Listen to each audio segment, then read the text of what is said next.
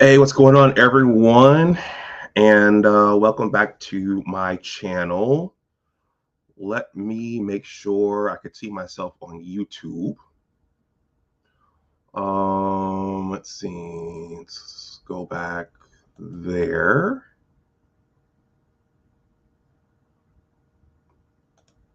Let me see. Are we broadcasting? Is the technology working? Yes, it is. All right. So I am going to, well, as I always do, I'm going to share this over on my original channel. Whoa, is my mic working? Yep, my mic is working. My mic is on. Let me make sure that I have the right mic.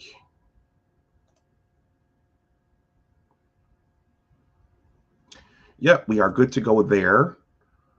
And I'm going to share this over on my original channel, as I always do when I do these streams. I'm not going to talk long. I was debating not even doing this stream, but I think it's worth covering. And there is a lot in the news relating to this topic right now. Okay, so whoever's watching, let me know who's there. That is always helpful. Sometimes as a content creator, you are talking to a small audience, and in some instances, you are talking to yourself. So, but if there are individuals out there who are who clicked on this when you saw me go live, please let me know who you are. Okay.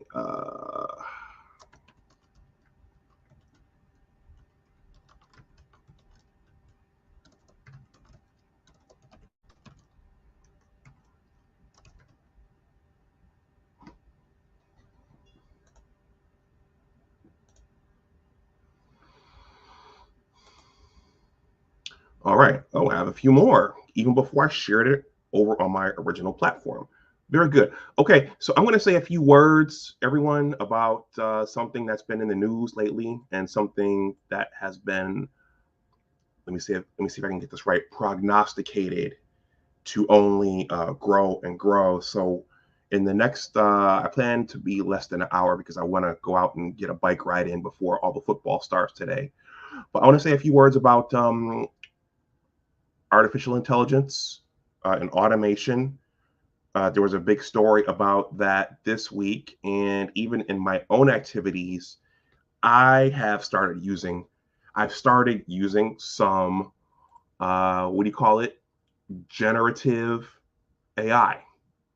So I think all you tech heads out there will enjoy this to some degree, and yeah, let's all learn something. So when you think about artificial intelligence and automation and those types of things, one name you have to think about is Dr. Patrick Dix, who has been really sounding the bell on this for the last couple of years. Dr. Dix has been over here on my channel. He's regularly talking with Erica Williams of the Classy Climb channel as artificial intelligence and automation and machine learning and all of those aspects. Those have huge economic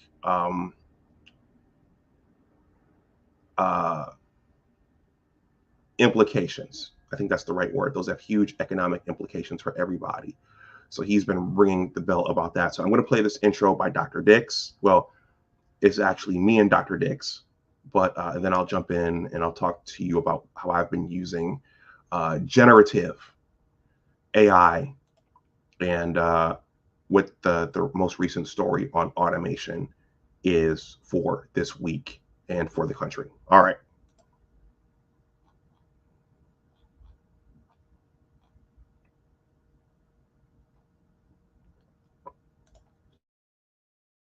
It's impacting the self-driving cars, the self-checkout aisles. It's impacting warehouses because I shared an article, I think it was some weeks ago, about how Walmart, their distribution centers, they're making them full automated. Those are the main ones, manufacturing. It's even affecting healthcare. And those are just some of the fields to name. It's impacting everything. self-service, you have your Amazon, you have your driverless cars. Those are the big ones that I focus on because, and administrative jobs. You know, you have a lot of people, a lot of women that work administrative jobs. That's automation. There are a lot of fields that are going to be eliminated.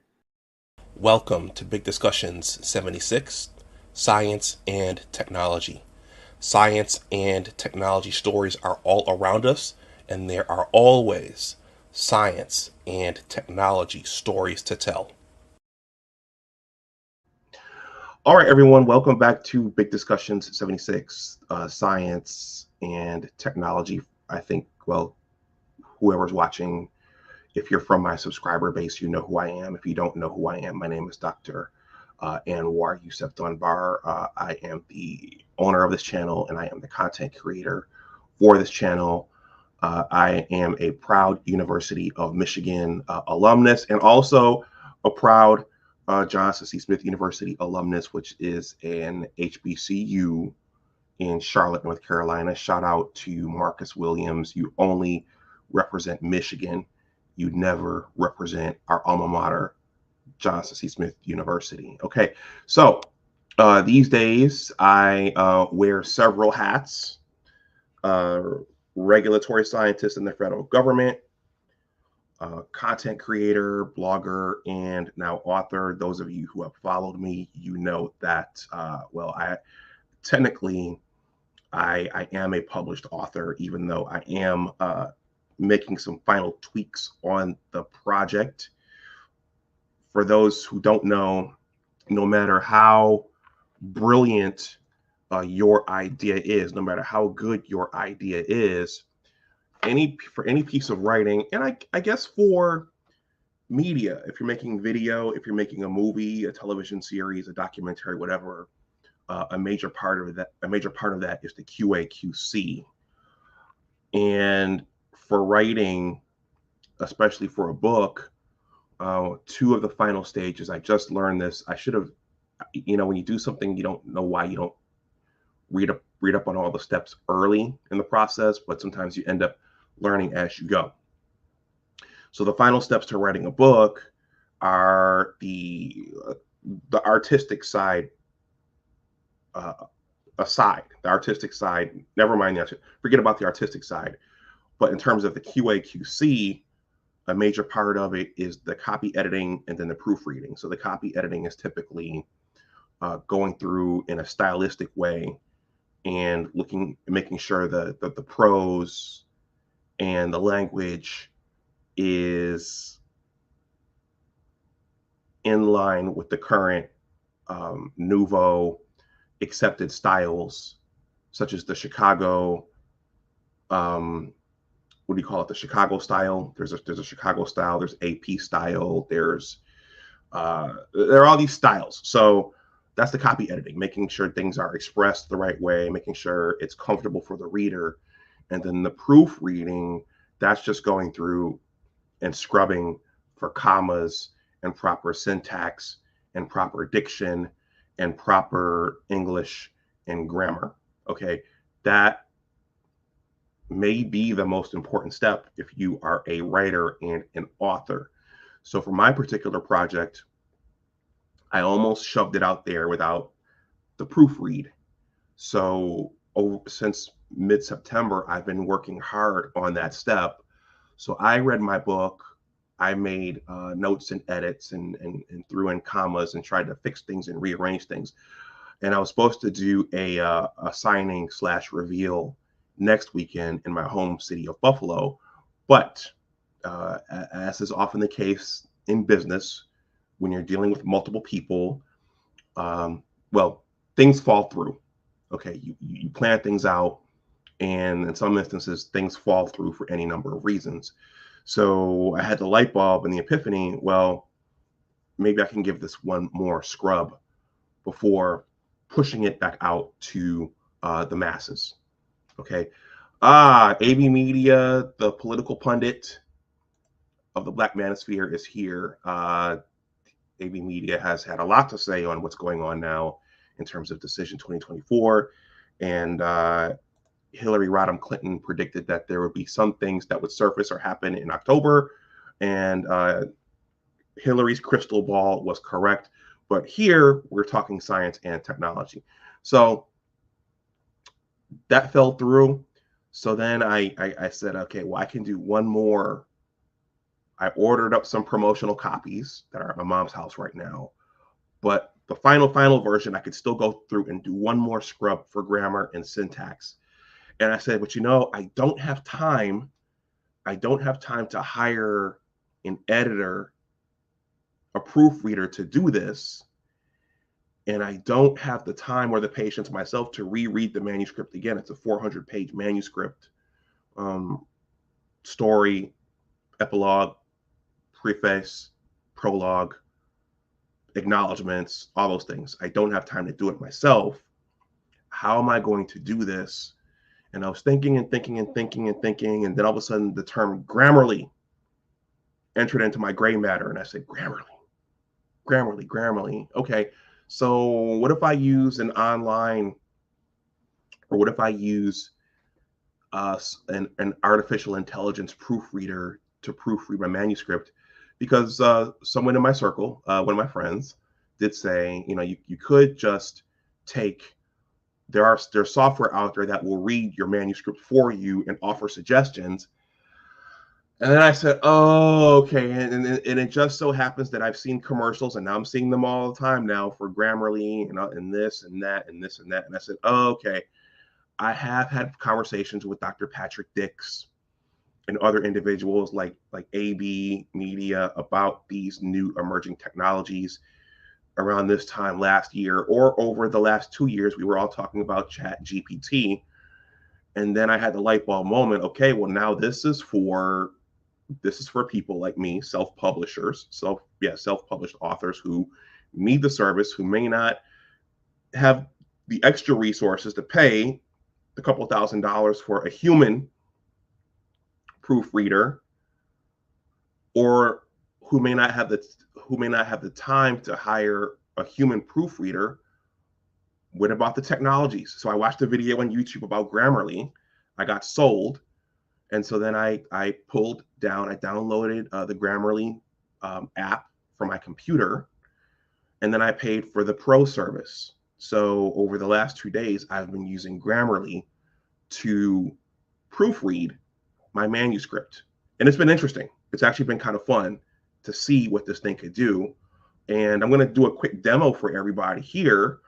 And then we're going to talk about the longshoremen and what's coming there in that industry. AB Media says, I'm using an AI tool when I program. It's called GitHub Copilot. Okay, I'm not familiar with that. AB, you are a tech guy, so you know a hell of a lot more about this stuff than I do. Yeah, so AB, that's a good question. So the Grammarly, so the pro service, $144, so $12 a month. Okay, and I thought it would be worth it. So what happens is, I'm going to show this to you guys. What happens is when you purchase it, actually you don't have to purchase the pro. You can use the free. What the free does, the free goes through and makes basic recommendations like commas, where to put commas and colons and semicolons and those kinds of things. And but the pro version, it gets into your document and it will make suggestions about phrasing.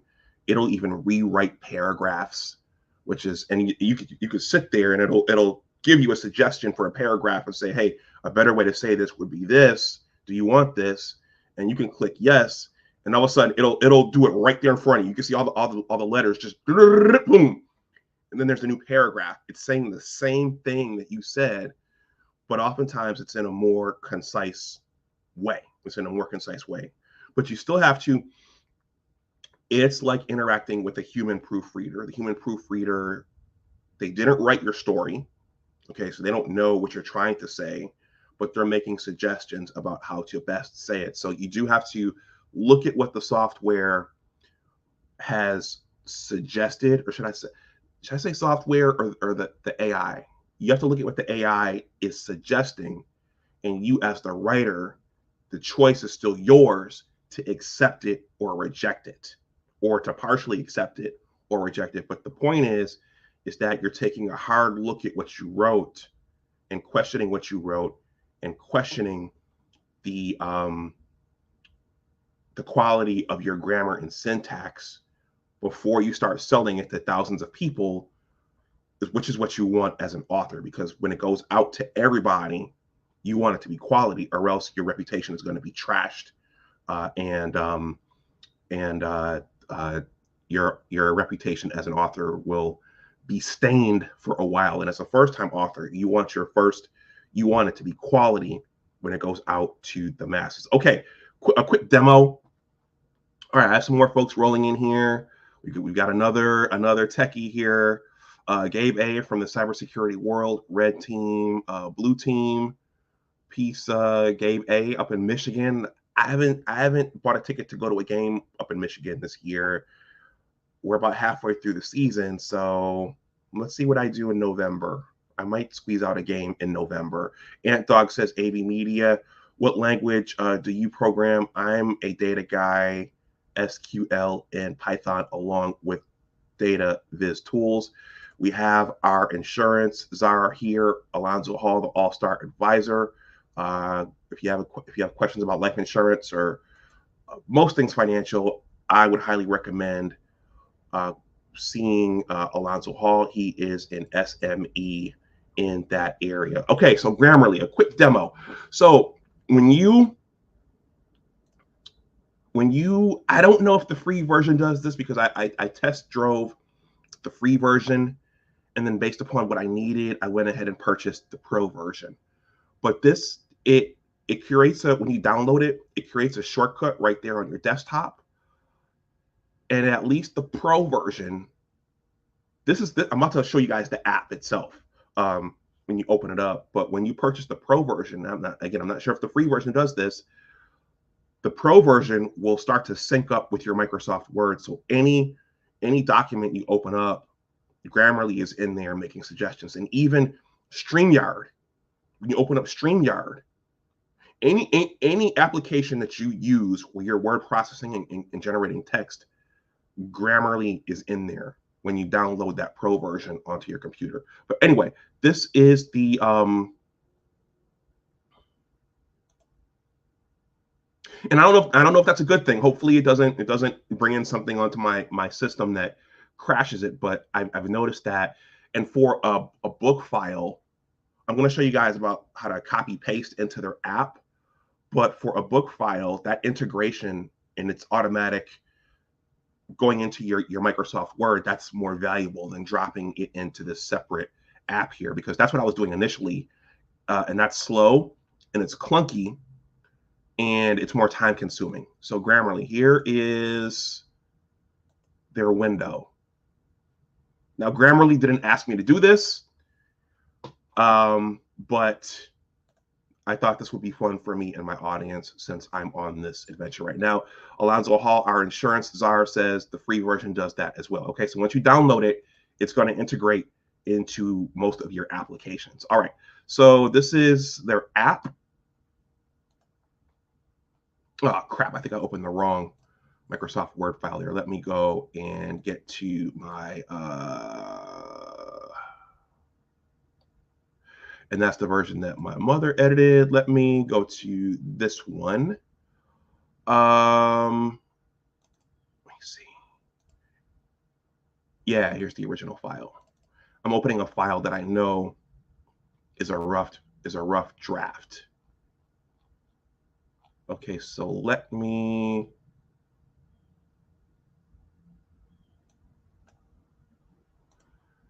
just delete that for now. Let me just delete that for now. So I'm going to copy paste this in. You guys keep giving me comments there. I appreciate that. Otherwise, I'd be here talking to myself. So I'm going to copy and paste this in.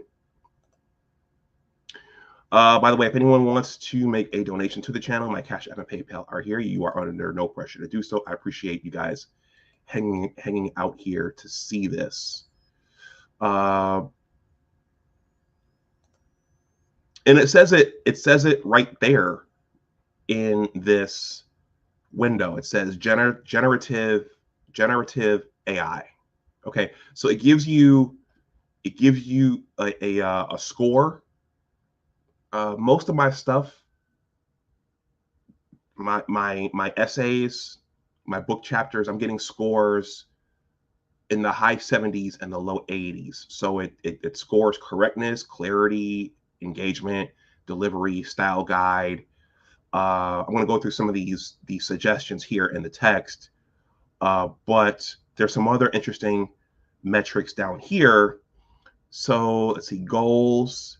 It'll ask you domain. So I think which kind of audience you're writing for. It'll ask you your intent. So those audiences: academic, business, general, email, casual, creative. Intent. Is it to inform? Is it to describe? Is it to convince? Is it to tell a story? I do a lot of storytelling. And then your audience: is it general? Is it knowledgeable? Is it expert? Okay. But there was another one down here I thought I saw where it tells you your overall, it tells you what level, the minimum level who would be able to understand what you wrote. And I'm not seeing that here. For example, it said somewhere, it says, okay, an 8th grader would be able to, overall score. Let me click on this. Here we go. So performance. So right now, this is a rough draft. It's getting a 76. Okay, so it tells you the word count, the words, the characters, the words, the sentences, the reading time, speaking time. So if someone was to read this out loud, reading time would take 2 minutes. If you're speaking out loud, it would take 3 minutes, almost 4 minutes. Readability is average. Sentence length is above average. The readability score is 74. And the vocabulary. Okay. Okay, here we go. Your text is likely to be understood by a reader who has at least a 7th grade education, so age 12. It should be easy for most adults to read. I think that's a good thing, especially depending upon what you're writing. So vocabulary, right now I have 50% unique words and 28% rare words. Okay, so this is copying and pasting your text into the app. Okay, this is good for essays.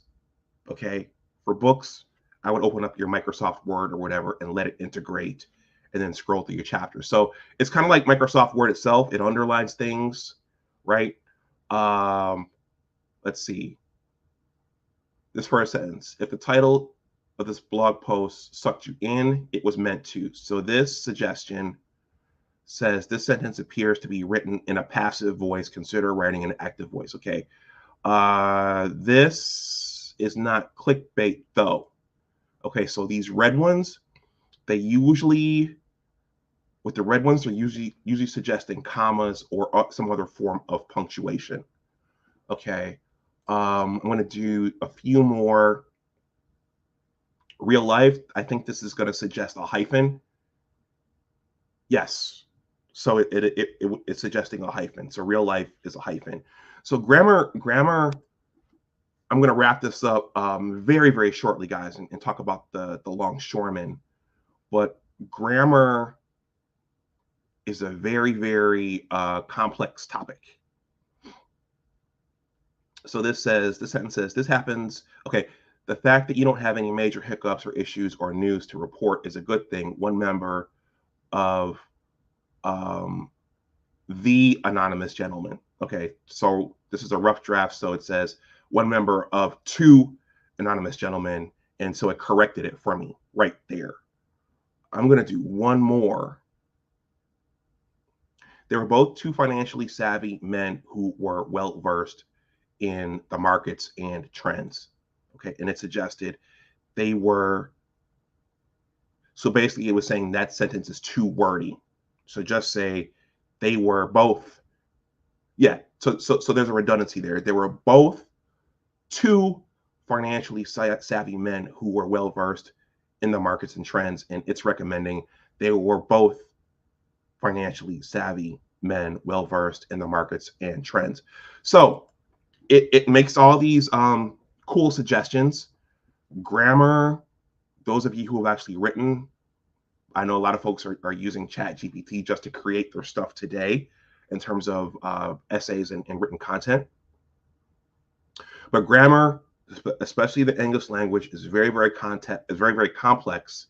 There are contexts, there are tenses, there's plurality, there's ownership of things, there's future tense, present tense, and past tense. And anytime you create something for public consumption, you want to make sure that it's clean. So something like this generative AI, I think it's very, very valuable. But the other thing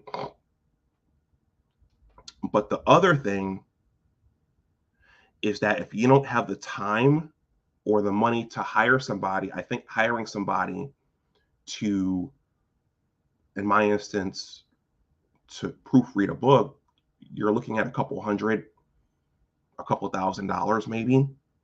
Okay. And this pro software costs $144. Okay, but you still have to know enough to either accept or reject what it's suggesting to you. But up to this point, it's been making really, really good suggestions for me and what I'm trying to get done, because again, the English language, when you're writing, it's very, very complex because there are so many elements and moving parts. I'm going to read some of your comments here, and then we're going to talk about the longshoremen, and then I'm going to wrap up and go for a bike ride and burn some calories. Artisan MC, our resident fanboy and expert on comic books and media, he is here. Thank you for stopping through, Artisan. He says peace to the chat. UFO Kamikaze says cracked the ceiling on mandatory college level reading comprehension testing for recruitment into the law enforcement academy in 2010. UFO Kamikaze, what does that mean? What does that mean? Cracked the ceiling on mandatory college level reading comprehension testing for recruitment. Does that mean what, you were able to qualify for the law enforcement academy? What does that mean? I don't know what you're trying to say there.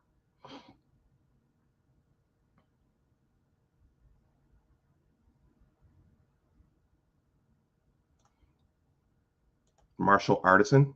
Okay, I think that's another. I never heard that your name referred to that way, Artisan. Please smash that like button if you haven't. The likes are free and they help with the engagement of the channel. All right, so if you're going to do a lot of writing and you don't have time to hire somebody to proofread your stuff, my mother proofread a lot of my stuff, I would recommend something like Grammarly. That is considered generative AI. And before I talk about the longshoremen briefly, I think this is a good time for us to, this is a review for all the tech guys in the chat, but this is a good time to review the ABCs of artificial intelligence. Me and Dr. Patrick Dix talked about this when he came. So let's just sprint through this really, really quickly. These are the ABCs of AI. Okay, artificial intelligence, algorithms, chatbots, ChatGPT, deep learning, generative AI, that's what Grammarly is, language modeling, machine learning, natural language processing, neural networks, and training data. Now this is that, well, yeah, I guess automation would fall under this somehow, or it would be some combination. It would use some form of this. You guys there in the chat, you tech guys, let me know about that, because the machines aren't just doing what they're doing. Something is telling the machines what to do. Okay. Oh, so Artisan, you used it in college. Okay, interesting. Okay. When I went through college, when I was doing my schooling, that was years ago, we didn't have this. So the other big story this week, which seems to have resolved itself, at least for now, was the longshoremen strike, which was wrapped up in about 2 to 3 days.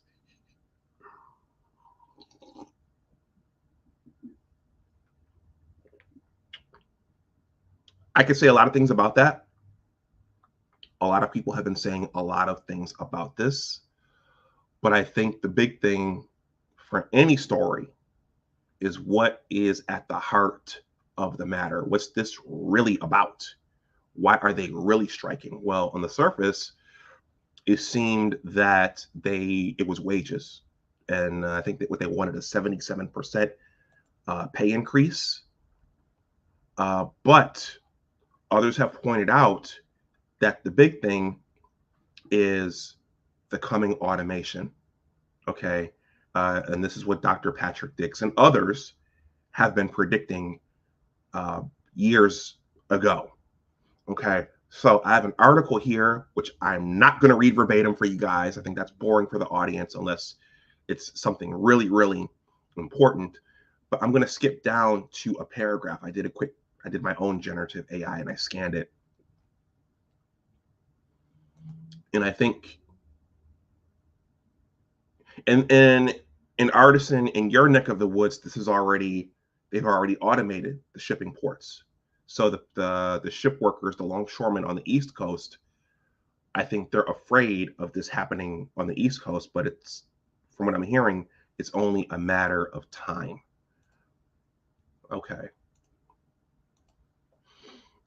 And they're going to have to revisit this,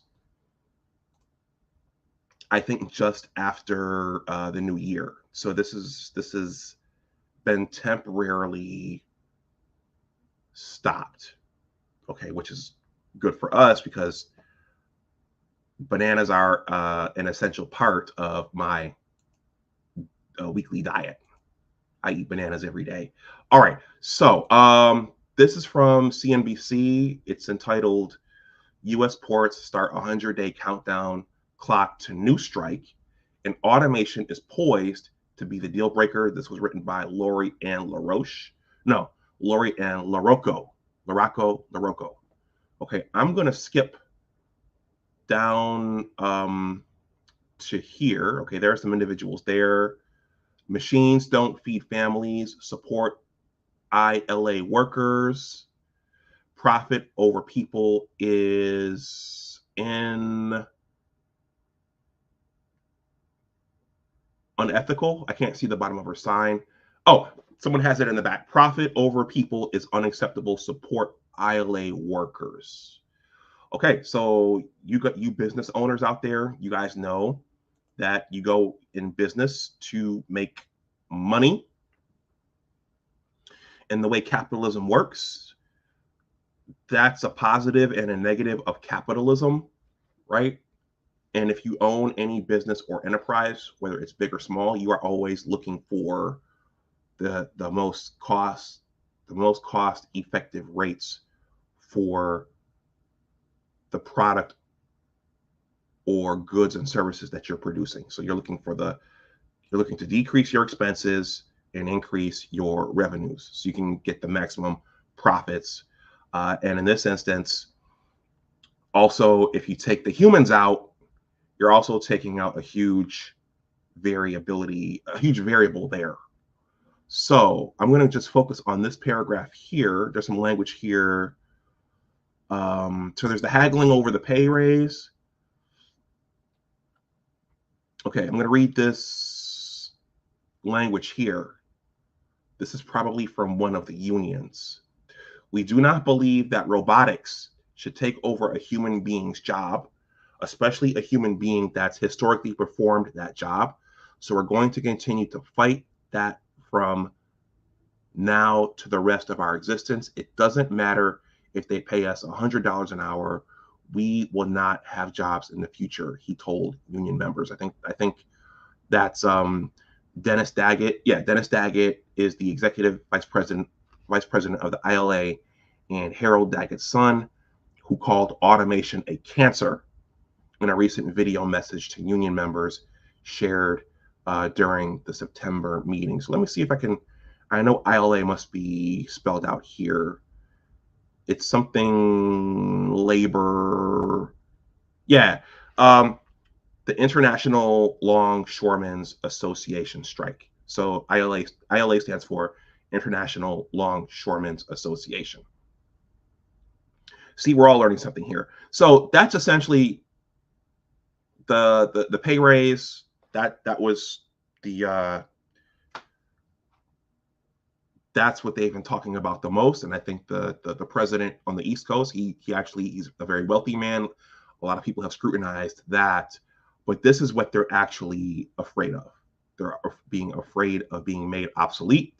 Once again, Dr. Patrick Dix and others have been sounding the warning bell about this for a while. And I think Erica Williams on her Classy Climb channel, she was making the point that there are many other ways to make money besides driving forklifts.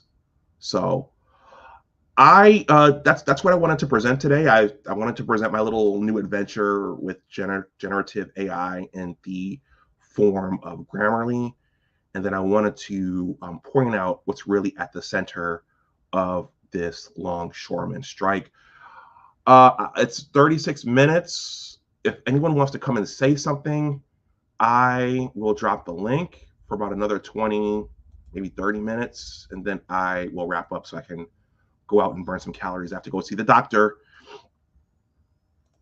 on Tuesday, and he's going to be checking my levels and checking my weight and everything. So I want to go out and get some fresh air before all the football starts. I'll probably miss the first part of the 12 o'clock games, the 12 o'clock games. So the link is there. I'm going to pin it to the chat if someone wants to come up. AB, Professor Black Ops, any of the other tech guys, if you want to come up and say something about any of this, the link is there up. I suspect BGS might have shared this. The viewership is going up. So our political pundit, who is also a tech guy, AB Media, is here, as is Professor Black Ops, Cybersecurity for the People. Good morning, guys. Hey, Doc. How's it going? Good. How are you? Yeah. The name of the program I was using is GitHub Copilot, and it's wonderful. It actually reads the code you've written before, and actually predicts your patterns, and it'll actually read what you're thinking about writing anyway, writing while you're coding it. And the catch is it's $10 a month, but hey, it's worth it. Okay, so it helps you write the code. Yes. Okay. Yeah, you're gonna need less developers in the future. Go ahead, AB Media. We're cutting down on developers in the future, but go ahead. Yeah, pretty much. A lot of boilerplate code gets typed out when I'm thinking about doing something. Mm-hmm. If I type it a certain way, it'll type it for me in seconds, and all I have to do is press the tab button. Mm-hmm. And I'm talking about whole blocks of code when I'm thinking about doing it. There was one slight issue with that. He's 100% right. Is Copilot was reading other people's code that they thought was proprietary, and it was giving it to other companies. Go ahead, AB. I didn't hear about that, but because that's what It's reading the code. It is taking the best code, and people code sign off. It was taking other people's code. But go ahead. That's probably because sometimes it gives me stuff. I'm like, what the heck is that? And I just delete it because it's not part of my code base. I get errors and stuff when I type it. When I tab, I'm like, where did they get that from? Wait a minute. Yeah. So you still have to have your human eye, and you have to sift through the bad parts, but it's still a great help. Yeah, but AB, don't you think it's going to be less bad parts as it learns? And I think what it's going to do is it's going to take your company code and you're going to say, this is the blueprint. We call it scaffolding, Amo. This is what we're going to do to connect to the database, to the web server. This is going to be your company's standard. So I think it's going to start pulling your company's standard and start putting them in there. I've seen a lot of people do that. I do a lot of AWS, and AWS has their version of that, and that's what they were talking about. Yes. Yeah. Right now, I'm working on a desktop application, and I have a custom library on top of their Microsoft's library to deal with some of their plumbing because it's tedious to write. So I have a bunch of extensions methods to kind of speed things up a little bit. Speed my writing up a little bit, but it reads that too, and and protects it pretty well. So, AB, when you said plumbing, can you explain the context for that? What do you mean in this instance, plumbing? To write desktop applications properly, especially I'm using framework called Windows Presentation Foundation. And to make things work, sometimes you can't just use the XML file. You have to go into code. And writing the code is pretty tedious. There's a lot of long definitions, and some things take. Well, it might be like 2 lines in the XML code. It might be 3 or 4 lines in the coding file, and hence the reason they created Lambdas and extension methods. That's what that's for. And you can shorten that stuff up to make it easier. Make it easier to write. Yeah, we call that scaffolding. Let me add a little bit to AB. In Java, there's certain blocks you got to write every time. If you connect it to the database, it's going to be the same thing. Now, your table definitions might be the same thing. We call that plumbing or scaffolding, but every application is kind of the same block of code you use. Right. So a lot of times you might make it a procedure. You can call it. Sometimes you have to recopy it.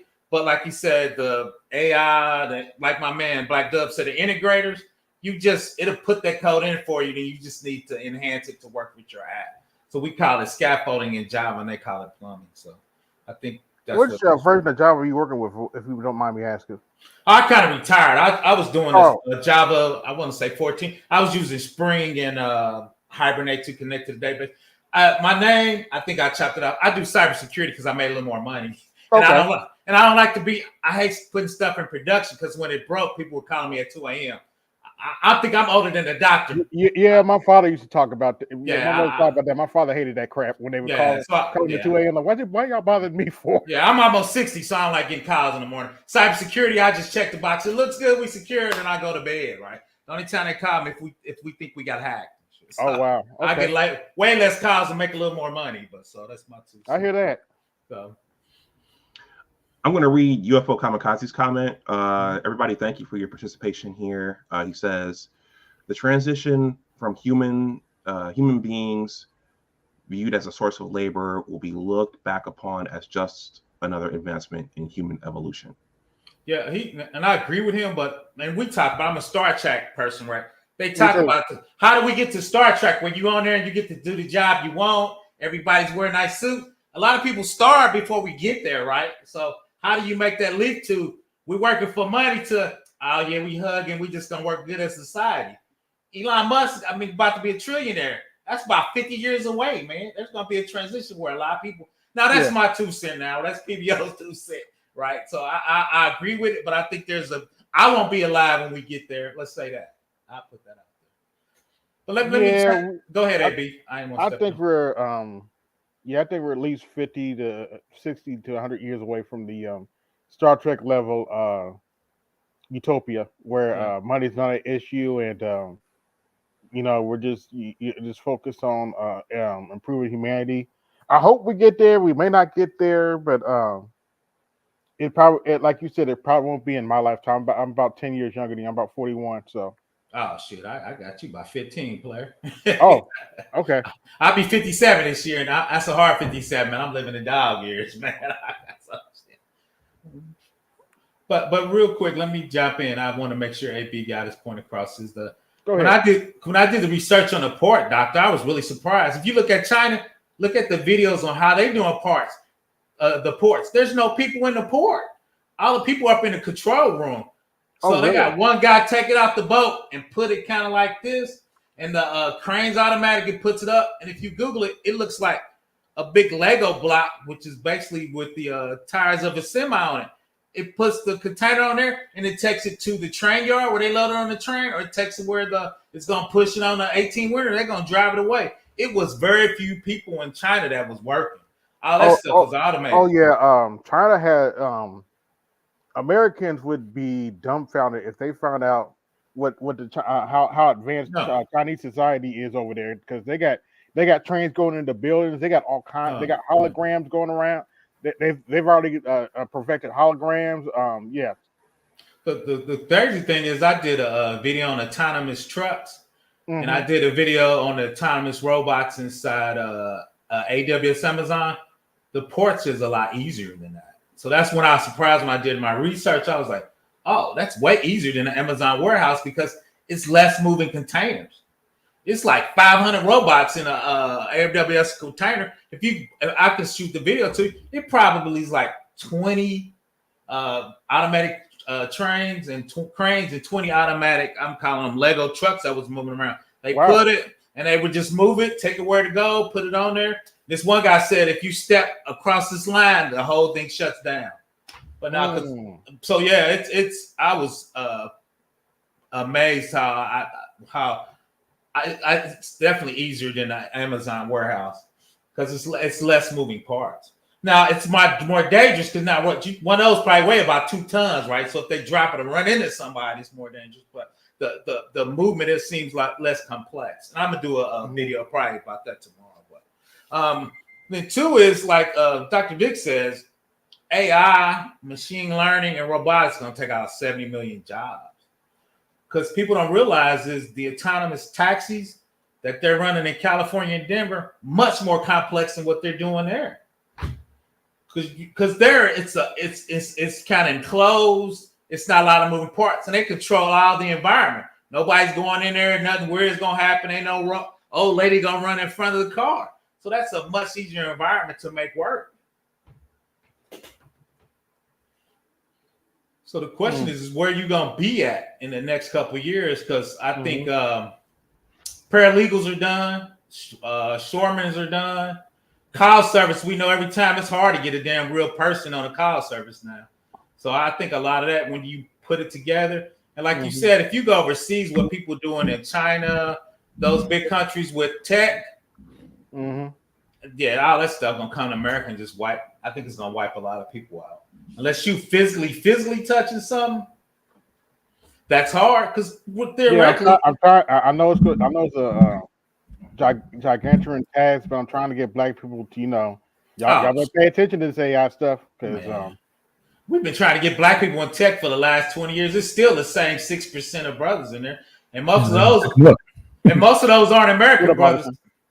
Go ahead, Artesia. Most of those aren't American brothers. They're not FBAs. Most of those I work with are foreign. Oh, trust and believe. I've been to the Microsoft conferences, and I'm that chocolate chip in the room. Yeah, I be at Amazon, man. I be looking. The crazy thing, and it's the last thing I'm gonna let my man Artisan it says. People say, well, how do you get noticed in tech? It's easy because you're gonna be the only black dude in the room. You got to show how smart you are. So I tell my young guys, you got to show out, man. I show people how smart I am every day. I'm chunky, fat, and I eat well. Let's get it. Let's go ahead, Artisan. I'm gonna let you get in there, man. Get out. I don't know. That was a good comment. I want to let that one linger for a little bit. Right. Let me throw this out though. I'm gonna let you go, Artisan. I've been in this game for 31 years. I've been in cybersecurity for 15. My first internship was 1988 doing an IBM JCL on a mainframe. That's how old I am. Let's get in. Okay. So I've been the only one in the room for a long, long time, brother. So, welcome to the party. Welcome to the party. I'm glad you're here. You got there 10 years before me because I was in Cali, and out of high school, that's what I was supposed to be doing. I wasn't doing cybersecurity, but I was doing system administration and stuff like that, just cleaning up the system. So I was at all these computer conferences for Sun Microsystems and stuff like that, meeting the company and the programmers and all the rest of that crap because that's what I was doing.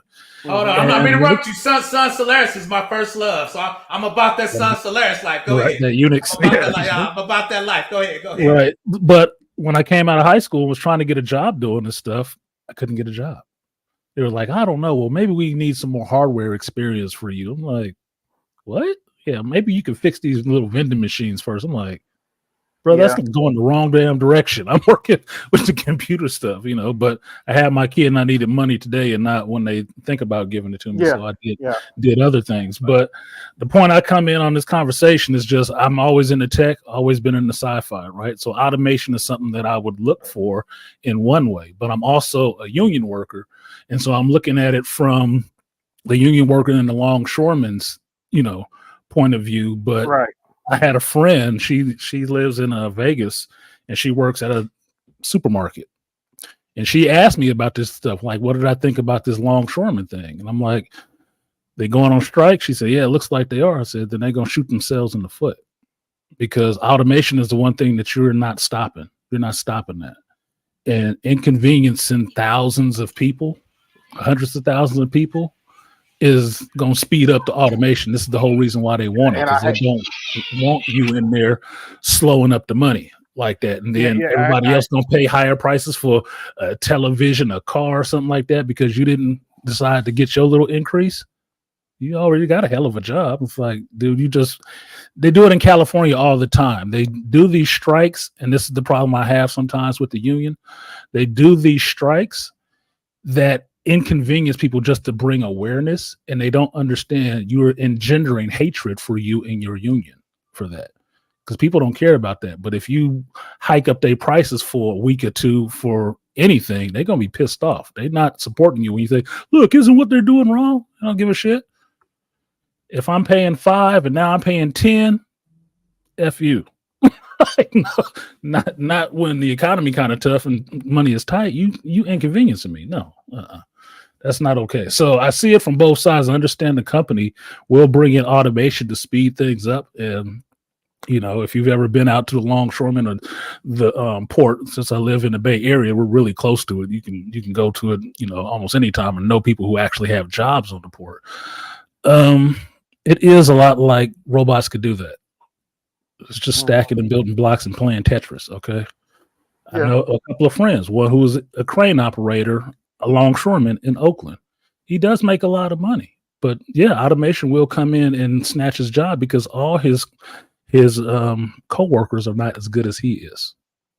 It's just what it is. So that's something that you're not going to actually escape. And that's what I told my friend. It's like, it's coming for a lot of jobs. It's just what it is.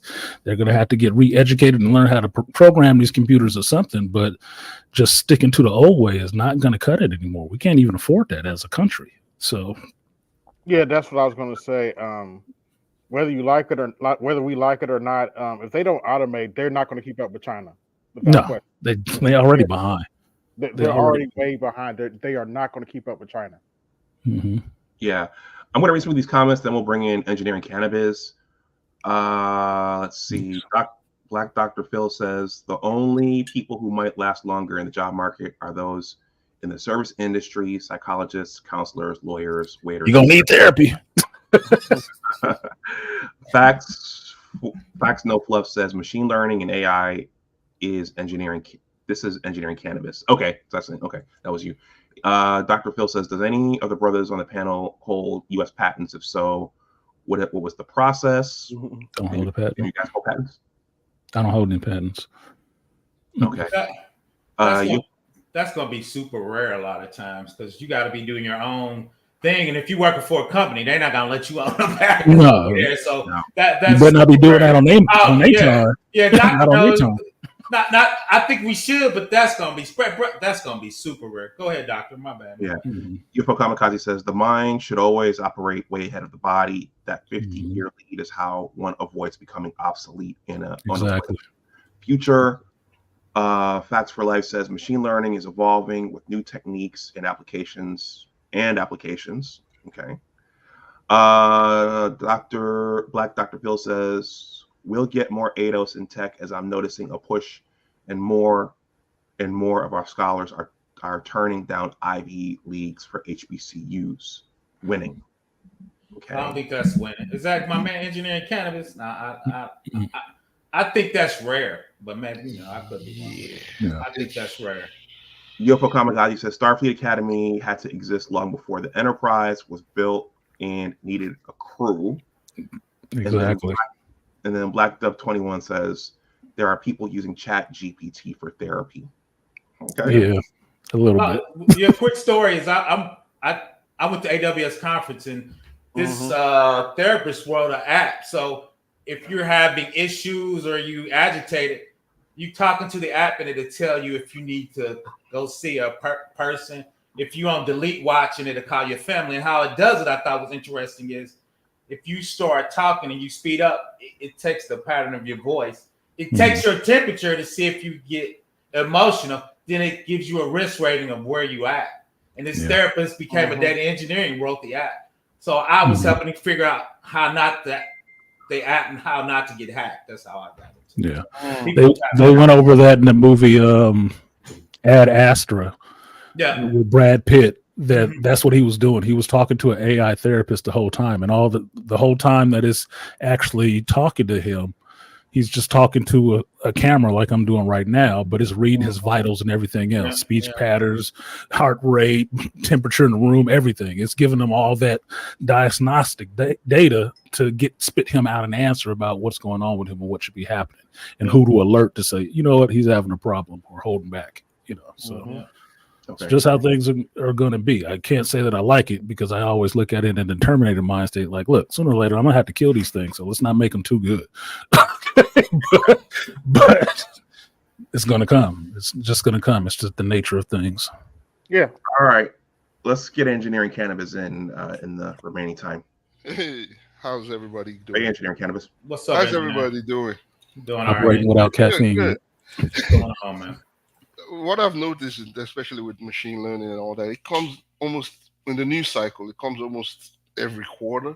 Mhm. There's always something in terms of AI affecting or basically disrupting an industry. Now it's the union strikes and the longshoremen that's being disrupted by an AI system and all that. It's just showing that the AI system is basically going to be embedded in our society. It's already embedded. Mhm. But now the problem is, how do we either utilize it or how do we know it's basically beneficial to us? Now, most jobs, not most jobs that are repetitive will be basically automated. That's a given. Mhm. Now the question is, what skills do those people have that need to basically transit into an AI system, or can they do that? And the question is, I don't know, because I've been in automation, I've been designing AI systems, and to be honest with you, I don't see a lot of black folks or any people of color that's in the automation space. Facts. I've been pushing for robotics, pushing for deep learning, pushing for machine learning, and it's a space that's predominantly focused on the Caucasian population. That they have that. It's in that space. But for black folks, I haven't seen it, and it's a problem because most of these machine learning and all that, even in the laws and making the laws. So, for instance, I posted a video of one time in terms of there was a session going on in the Senate on laws associated with machine learning and AI, and they invited people, but predominantly in that session there was no black folks in there. There wasn't, and these are laws that governs how AI will work, meaning governs because AI is powered by data, so it's going to govern what kind of data is going to be introduced by it. So if you have in a Congress where laws are being held and you have no black folks in there, don't you see there's a problem? These are laws. These are innate laws, meaning not only laws for data governance, but also laws for monetary, basically, distribution, what grants. All these are laws that will be established, but within those contexts, there are no black folks in there. That's a problem. You have judicial systems creating AI programs to determine bails for individuals. And where are the data getting collected? Is it data? Because now I'm living in a certain zip code that's populated by black folks. And if the data is only gathering in that folks, is there now that basically create bias? Meaning, most likely they will say people in those, but if the data collects it enough, they say most people in that zip code either are not reliable to basically set bail or something. It creates a bias. And that's a problem. But we're not even involved in the law, so we're not going to be able to catch that. They just say, hey, it happens. For instance, the banking situation where they said they were having problems in terms of loans and they were not giving housing loans or housing mortgages to black folks. That's an AI system that maybe created a bias based on certain facts or certain variables. But that wasn't caught. It was just caught maybe because of happenstance. But it must have been going on for maybe years. So there's a problem in the system. The system is not, AI is not perfect. Believe me, I've done some algorithms. They're never perfect. they're as flawed as it gets. They're as flawed as the data you give it. Mm-hmm. The more data, flawed data you give it, the more problems. That's why when you see when they talked about I call it object identification, but when they put black people's picture in terms of an AI, and they say they need to identify that, the AI identifies it as a primate, an animal, because they fed it the kind of data that maybe they didn't want, that wasn't supposed to be fed. Yeah, it's based on your program.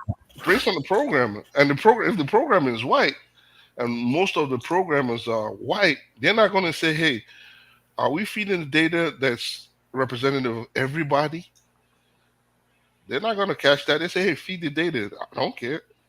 Engineering cannabis, though. Yeah. You know, what's up? This PBO. That's not an accident, man. That's by design, man. You keep talking about the accident. You keep calling this an outlier. That's by design. It's not by. I don't say. That's by design. Go ahead. I don't say by design. I'm saying it's by design. No, because I'm saying that. Because let's keep it real. You said 4% of people, 4% of black folks are in this area. Believe me, it's less. Mm-hmm. So you have that people, and the people who, as you progress in terms of higher level, in terms of people who actually make decisions on how to deploy these algorithms, is less and less, more white than more black.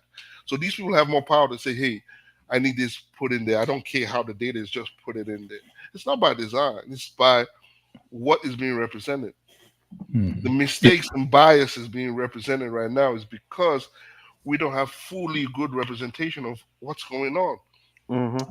AI is the data. If you have bias on the data, you have bias in the algorithm.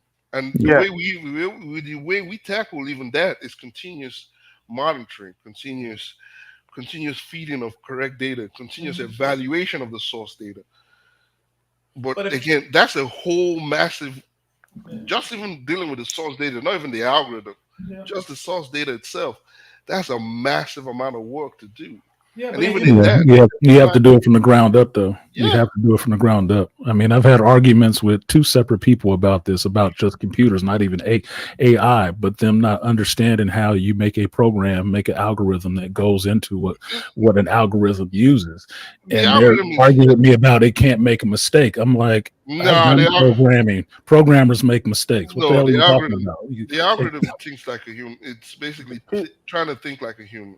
Yeah, trying is the operative word. Trying to think like a human.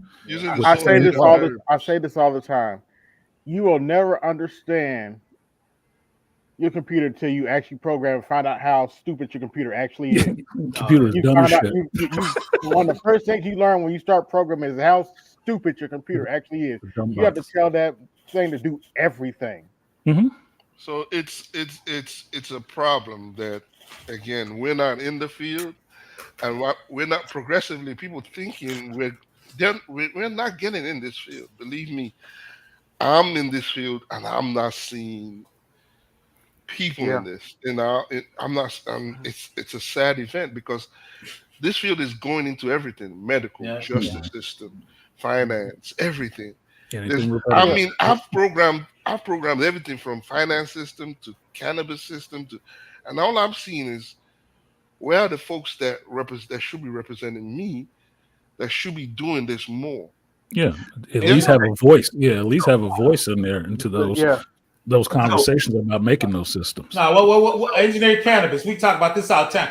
We worried about who's gonna be submissive, man. I need to worry about who's gonna make my plate, man.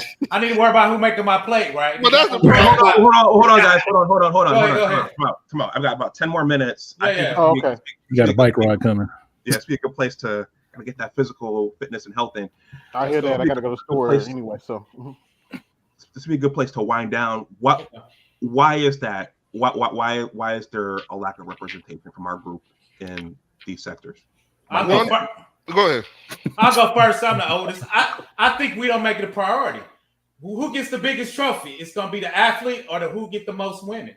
We don't even talk about tech. Then when you talk about tech, if you go to any movie, we still getting beat up. We don't get no women.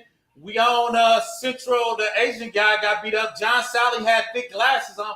Tech just doesn't look attractive. It got attractive the last couple of weeks because Mark Zuckerberg owns the island. Kate's on the island. That's the only reason it kept. All the dudes are old and white. What makes tech sexy to a young black dude? No, I can nothing. say, at least for me, coming out of the early 90s and stuff like that, tech was sexy to me for the fact that the job I was going for was a consulting job, that I could make my own hours. I could dress like I'm dressing right now and still do the work, that it was supposedly more emphasis on what's in your brain than how you can throw this ball through a hoop or run down the field with it, which I always geared myself towards. Like, yeah, I can do all of that stuff, but I really like this tech stuff because this is further into the future. But I know in a lot of, black homes, tech and being educated is not what's pushed. It damn sure ain't what's pushed in your neighborhood when you get outside your house.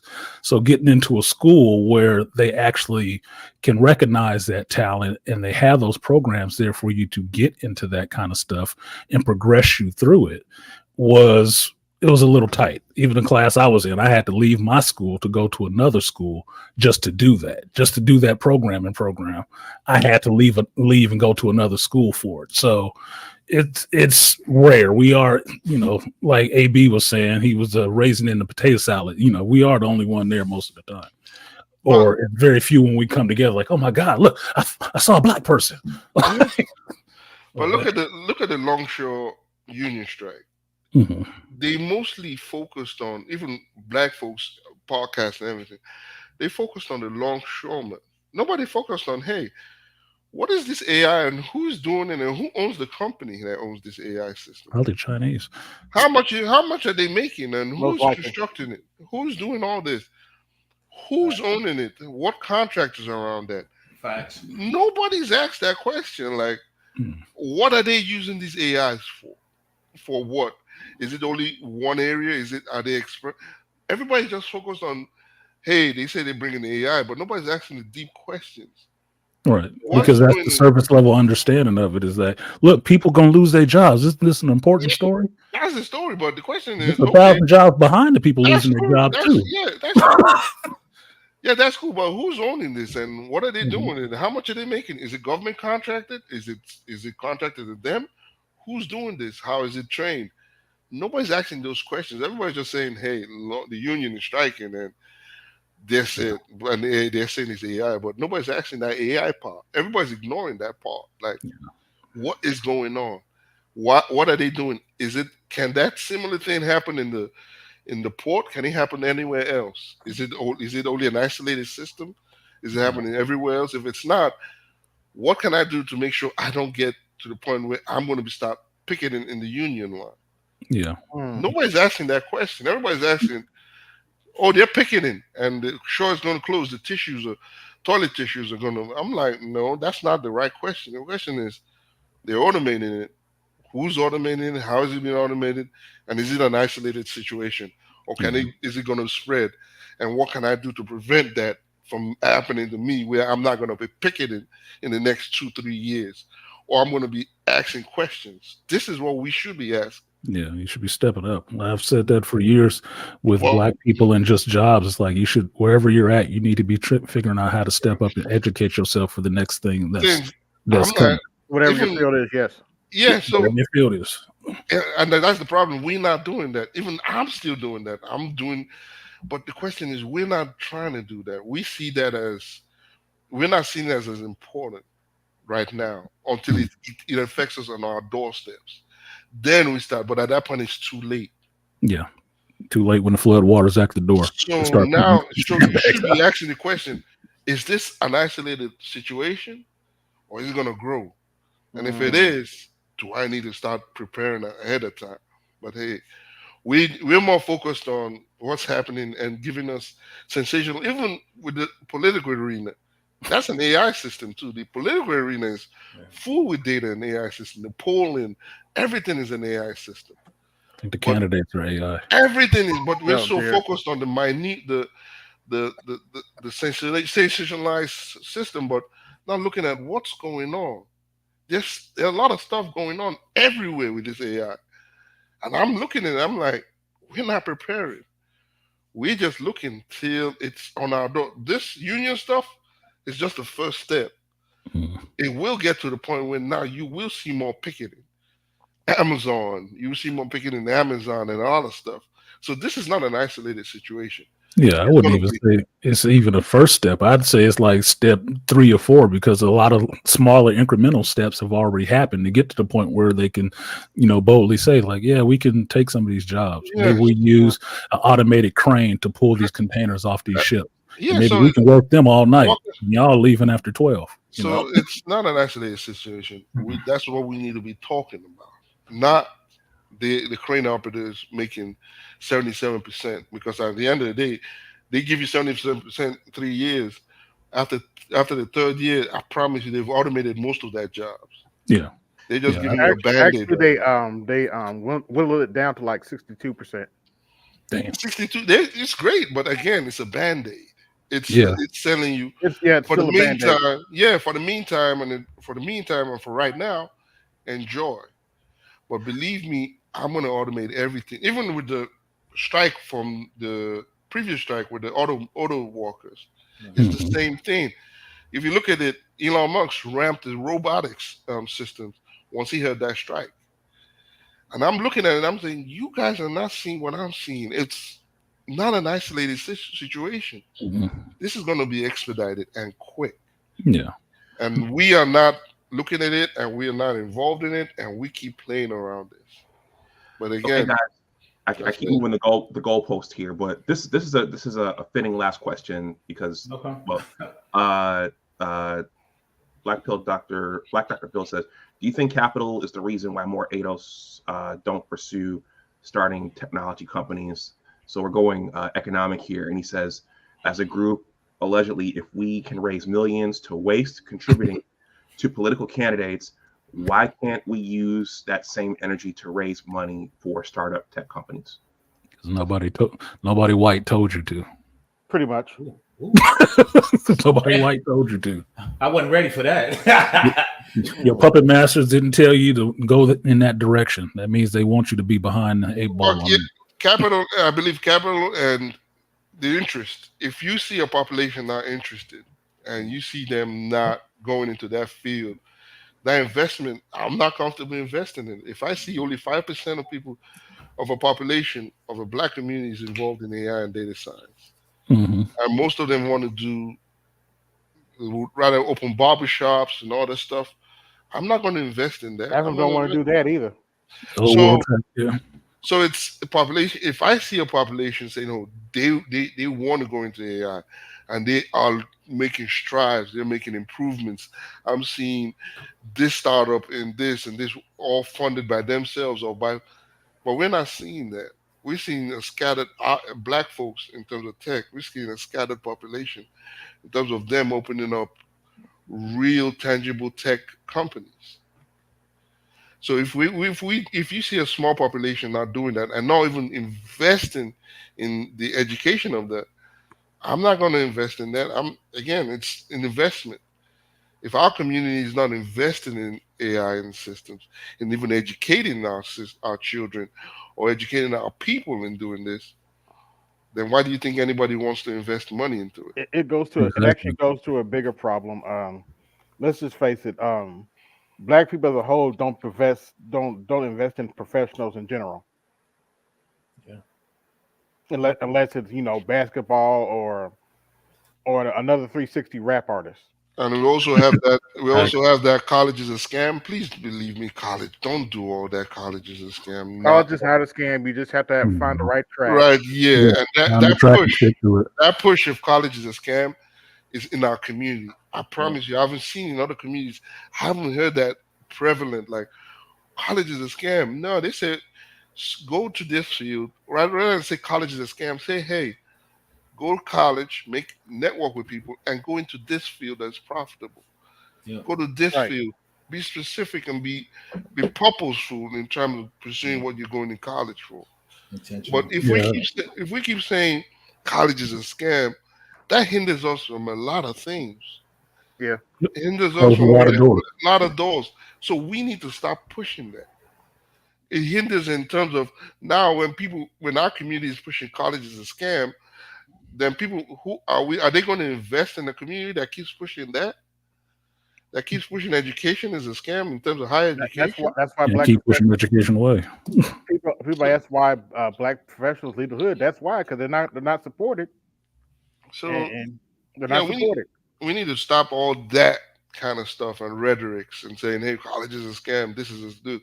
We need to start pushing more a positive approach to not education, but also entering certain fields and saying, "Look, we need to be in this. If you want to make some money, if you want to do something, go into this."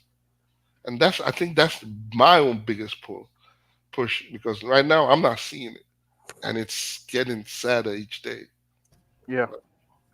But Well, I'm that's gonna not go ahead and jump off so Dr. Okay. Dunbar can get his bike ride in. Yeah, I have a hard stop. I got other stuff to do too. Go ahead. Hey, Royston, thank you for stopping through. Yeah, everybody, YouTube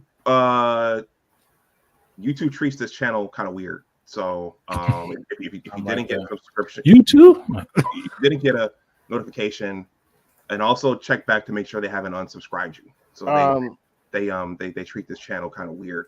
You, if I'm not mistaken, you have enough subscribers to get super chats now. Well, but Ain't got enough hours. It's the watch hours too. watch time hours. Yeah. Oh, okay. Yeah. I was looking at the same thing. Trust me, baby. I was scratching my head about that 3 years ago. I was like, Dr. Dunbar, real quick, we'll support you. Before the Billions did it, he did a 30-hour party. I just logged on and went to bed while they talked. So who did? Before the Billions, young guy. Okay. Yeah, Long story short, you can do a 20-hour watch party. All 15 people we come on. I'm going to bed. I do the morning shift, and he got 700 hours in 24 hours. Is that right?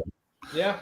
Yeah, I was looking at that recently for the membership pages and stuff like that, and I have the videos and the hours, but they won't approve it. I'm like, well, why not? Everything else is there. What you holding up on? Like, yeah, that's fine. But yeah, think about that watch party, Dr. Dunbar. I could get the young tech bros. We'll support you, but I'm the oldest. I can rally the young tech bros if you want to do a watch party. Yeah.